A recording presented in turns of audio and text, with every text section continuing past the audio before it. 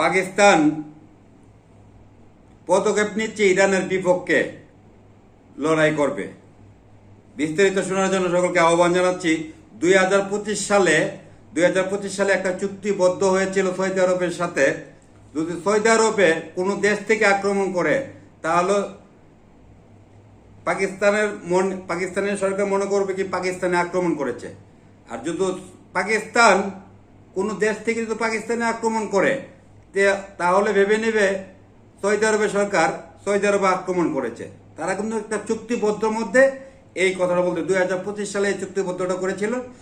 এখন যে এই চলমান পরিচিতির কারণে পাকিস্তানে যেই একটা পদক্ষেপ নেওয়ার চিন্তা ভাবনা করছে, ইরানের বিপক্ষে পদক্ষেপ নিবে, তো এখানে কিন্তু পাকিস্তানের বিপক্ষে নিল, এটা কিন্তু অনেক বোঝার আছে।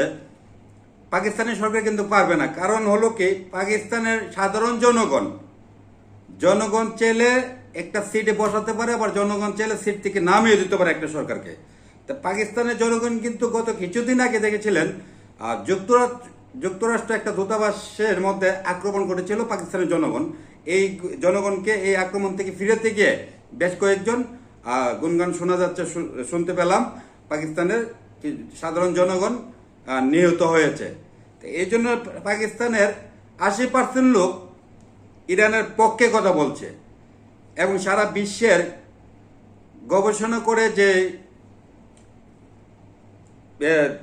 বড় বড় যে গবেষণা করে দেখা যাচ্ছে কি, যদি পাকিস্তানের সরকার মেহরা শরীফ পদক্ষেপ নেয় তাহলে পারবে না কেন? পাকিস্তানের জনগণ ইরানের পক্ষে। যদি এই বোল্ড ডিসিশন পাকিস্তানের সরকার মেহরা শরীফে নেয় তাহলে মেহরা শরীফের সিটটা হারাবার সম্ভাবনা কিন্তু 80%। মেহরা শরীফের সিটটা হারানোর সম্ভাবনা হচ্ছে 80%। কেন? মেহরা শরীফ এটাই বলছে যে সৌদি আরবের যে পরিচিতি দেখে যে একটা চুক্তিবদ্ধ হয়েছিল, আমি মরলে আপনিও মরবেন, আমার উপরে আক্রমণ করলে আপনার উপরে আক্রমণ করলে আমি তাকে প্রতিরোধ করব, এরকমই একটা চুক্তিবদ্ধ করার কারণে কিন্তু যে পদক্ষেপ, এই আলোচনা সমালোচনা একটা ভালো একটা নিউজে উঠে আসছে যে পাকিস্তানের সরকার এরকম একটি গুণগান এবং আলোচনা সমালোচনা করছে ইরানের বিপক্ষে পদক্ষেপ নেওয়ার জন্য। যদি ভুল করে মেহরা শরীফ যদি ইরানের বিপক্ষে পদক্ষেপ নেয় তাহলে ইরানের যে পাকিস্তানের সরকার মেহরা শরীফের সিটটা কিন্তু হারাইবার সম্ভাবনা বেশি। কারণ হলো কি, পাকিস্তানের জনগণ হলো ইরানের পক্ষে। এখন বিশ্বের মধ্যে যতগুলো দেশ আছে তার অধিকাংশ দেশ কিন্তু ইরানকে সাপোর্ট দিচ্ছে। এখন বর্তমানে যে যুদ্ধ পরিচিতিতে ইরানের যে যুদ্ধ পরিচালনা করছে কিন্তু ইরানের সেনাবাহিনীরা, এটা কিন্তু ইরানের সরকারের হাতে নেই, ইরানের সেনাবাহিনীরা পরিচালনা করছে। ইরানের সরকারও যদি বলে যুদ্ধ বিরতি তাহলে কিন্তু তারা কখনো মানবে না। এবং এরকম প্রস্তাব দিয়েছে ডোনাল্ড ট্রাম্প, যুদ্ধ বিরতি অথবা বিভিন্ন জায়গা থেকে তারা কিন্তু প্রত্যাহার করে দিয়েছে, যুদ্ধ বিরতি চাই না, আমরা মরি এবং বাঁচি, আমাদের দেখার আছে। যখন এভাবে যে কোনো হয়তো এই একের পর এক যুক্তরাষ্ট্র থেকে, ইসরায়েল থেকে, একের পর এক যে কোনো দেশ থেকে, গত কিছুদিন আগে ভেনেজুয়েলাকে তুলে নিয়ে গেছে ইউরোপের সরকারকে, কিন্তু যুক্তরাষ্ট্রের সেনাবাহিনী এসে তুলে নিয়ে গিয়েছে। তো এই যে এই ধৈর্যটা কিন্তু মানুষ, দেশের জনগণ বিশ্বের মধ্যে ধৈর্য হারা হয়ে যাওয়ার পরে কিন্তু ইরান কিন্তু কম দুঃখে ইরানের এক নেতা হারিয়েছে।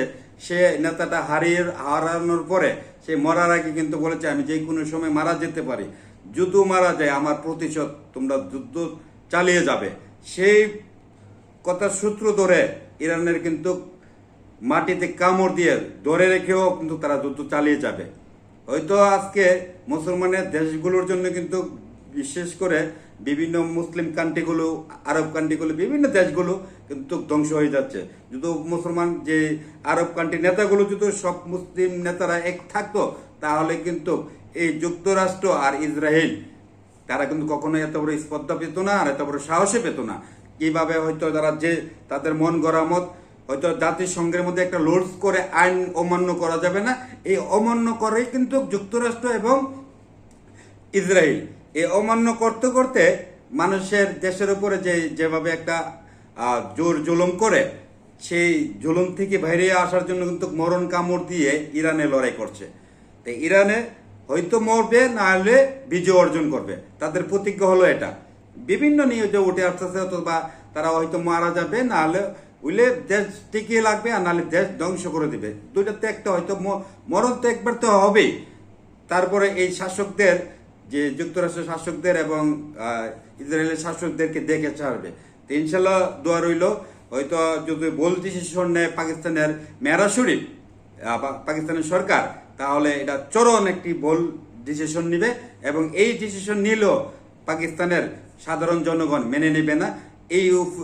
এই অজুহাত, এই সূত্র ধরে পাকিস্তানের মেহরা শরীফে সিটটা হারাবার সম্ভাবনা 100 থেকে 80%।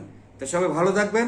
হয়তো আমরা যেই কথাগুলো বলেছি, অথবা এই খুব গুরুত্বপূর্ণ বিভিন্ন নিউজ থেকে এই তথ্যগুলো উঠে আসছে, এবং বিশ্বের গবেষণা করে দেখছে, অথবা যদি পাকিস্তান যদি কোনো পদক্ষেপ নেয়, তাহলে পাকিস্তান কিন্তু পারবে না। কারণ পাকিস্তানের জনগণের জন্য হয়তো পাকিস্তানে বড় ধরনের গোলাবারুদ আছে, অথবা তাদের কাছে হাতিয়ার আছে, সেই হিসাবে একটা ঝুঁকি নিতে পারে, নিলেও কিন্তু পারবে না পাকিস্তানের জনগণের জন্য। জনগণ চাইলে মেহরা শরীফে সিটটা রাখতে পারবে, জনগণ না চাইলে মেহরা শরীফে এই থাকতে পারবে না।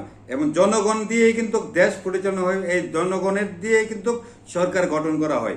তা আশা করি যে পাকিস্তানের সরকার মেহরা শরীফ যদি বোল্ড ডিসিশন নেয় সৌদি আরবের শত্রু ধরে, তাহলে চরম মাসুল দিতে হবে পাকিস্তানের সরকারে।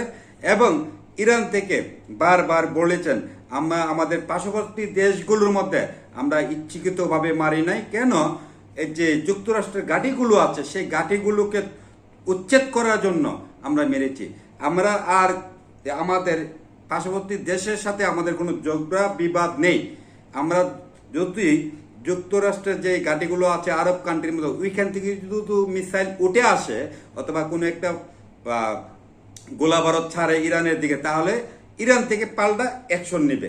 আর যদি ওই আরব কান্ট্রির মধ্যে যে ঘাঁটিগুলো আছে তারা যদি না মারে, তাহলে আরব কান্ট্রির মধ্যে ইরাক থেকে কোনো কিছু আক্রমণ করবে না। এরকমই কিন্তু সরাসরি একটা আল জাজিরা নিউজে আসলো, অথবা তারা সরাসরি যে পরিচালনা করছে ইরানের, তারা কিন্তু এই কথাটাই বলেছেন, যদি আমাদের পার্শ্ববর্তী দেশের সাথে আমাদের কোনো বিরোধ নেই, আমরা যুক্তরাষ্ট্রের ঘাঁটিগুলোর সাথে, যুক্তরাষ্ট্রের সাথে এবং ইসরায়েলের সাথে বিরোধ। আমরা এই ঘাঁটিগুলোকে উচ্ছেদ করার জন্য, এই ঘাঁটিগুলোই কিন্তু আমাদেরকে আক্রমণ করেছে। যদি ওইখান থেকে ফিরাউল্ডে কোনো একটা আক্রমণ করে, তাহলে আমরা আক্রমণ করব, আমাদের পার্শ্ববর্তী দেশকে আক্রমণ করব না। তো সবাই ভালো থাকবেন। হয়তো মেহরা শরীফ যদি ভুল করে কোনো ডিসিশন নেয়, আপনাদের মতামত অবশ্যই জানাবেন। মেহরা শরীফে কি বোল্ড ডিসিশনের চিন্তা ভাবনা করছে, নাকি সঠিক ডিসিশনের চিন্তা ভাবনা করছে? সবাই ভালো থাকবেন। আমি কাজী মোখলেস বিদায় নিলাম। আসসালামু আলাইকুম।